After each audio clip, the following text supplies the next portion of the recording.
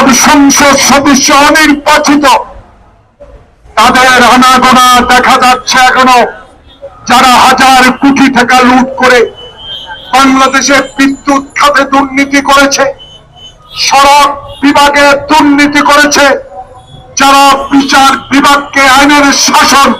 প্রতিষ্ঠা করার সুযোগ দেয় নাই, সেই সকল অনির্বাচিত সংসদ সদস্যদের কিছু আনাগোনা জনগণ দেখতে পাচ্ছে। তত্ত্বাবধায়ক ইন্টারিম গভর্নমেন্ট, মাননীয় স্বরাষ্ট্রমন্ত্রী, আপনার কাছে একজন নির্যাতিত রাজনৈতিক কর্মী হিসেবে